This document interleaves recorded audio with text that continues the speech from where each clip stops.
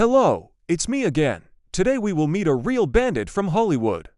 Do you think that name is just a coincidence? Of course not.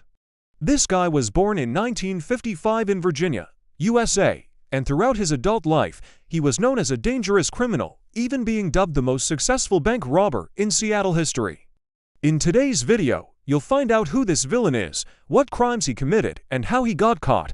So let's get started. Scott Alton Scurlock was an ordinary boy until he grew up. He was born in a small town called Hampton, Virginia, where his father worked as a pharmacist. The family had everything they needed, so there was no reason for Scott to become a bad guy. But then again, you never know what goes through a person's mind. When he was 14 years old, Scott and his mother moved to another state. However, the new place didn't change anything in the boy's life. After school, he enlisted in the U.S. Marine Corps, after which he continued to serve in the Marine Reserves. In the Marines, Scott met many people with different backgrounds, and that's where he picked up his first valuable skills, mainly because his colleagues were often engaged in illegal activities. While serving in the Marines, Scott was trained as a military policeman, but soon realized that his true calling lay in the field of intelligence. He began working in military intelligence and eventually became a counterintelligence agent. As you can see, Scott had every chance to live a good life, but the man chose a different path. At the age of 28, he married his girlfriend, and a year later they had a son.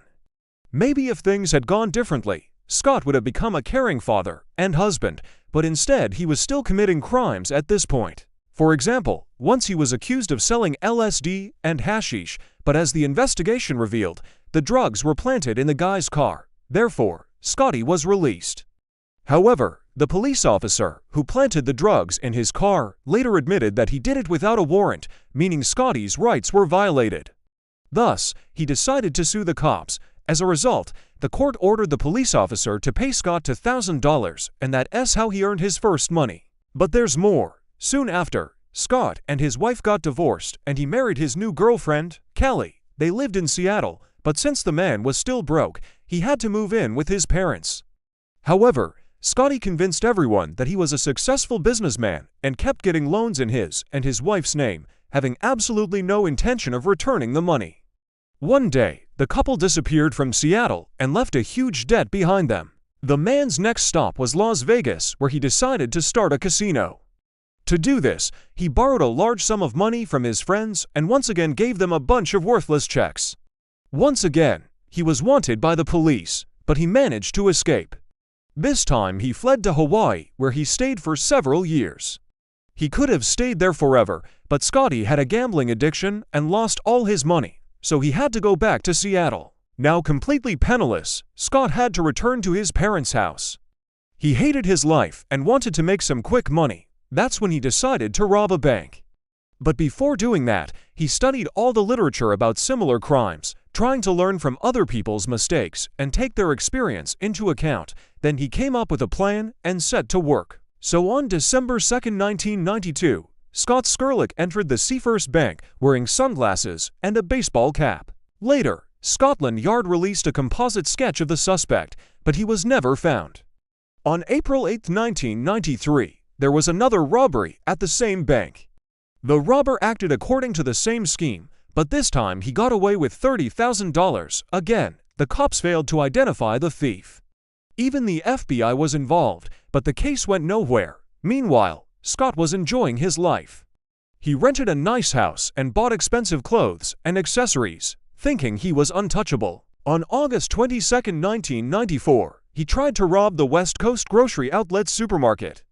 He entered the store wearing a bulletproof vest and carrying a gun. The problem was that the supermarket employees didn't have any money on site, and the frustrated robber had to leave empty-handed. On September 1st, he tried again.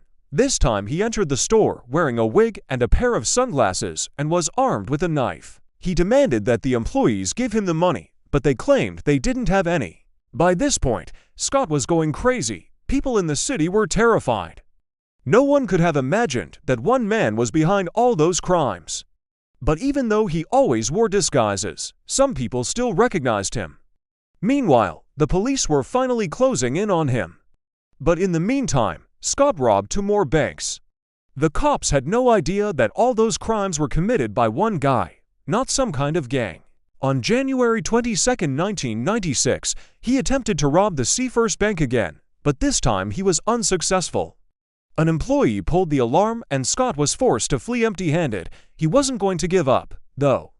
On March 12th, he tried again, but once again, he got away with nothing. On June 1st, he attempted to rob a grocery store, but this time he was nabbed. It turned out that the cops had been looking for Scott for 10 long years. In fact, he had committed 17 bank robberies and stolen $2.3 million. And if he hadn't been caught, who knows what else he might have done. Now let's talk about his trial. During the hearing, it turned out that the prosecution couldn't bring any charges against Scott related to the 1994 robbery. They couldn't prove that he had cut off the supermarket employee's finger. Therefore, he was acquitted of these charges. However, he was found guilty of the remaining crimes and sentenced to 100 years in prison. Moreover, he received 5 consecutive life sentences for the murders of 4 bank employees. Later, his lawyers appealed the sentence, but it wasn't changed.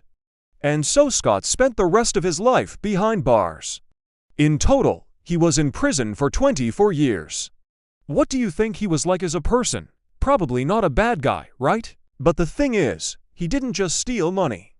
He took people's lives. No amount of disguise can justify that. Anyway, that's what the judge thought, and that's why he gave him such a harsh sentence. During his lifetime, Scott was considered the most successful bank robber in Seattle history. He was included in the FBI's top 10 most wanted list and was featured in several TV shows and documentaries. His story is still considered one of the greatest unsolved mysteries. Well, now you know who the Hollywood Bandit was and how he earned his infamous title. I wonder if he regretted his actions in the end. Please share your thoughts in the comments below, and that's all for today. Like and subscribe so you don't miss any new videos. Bye.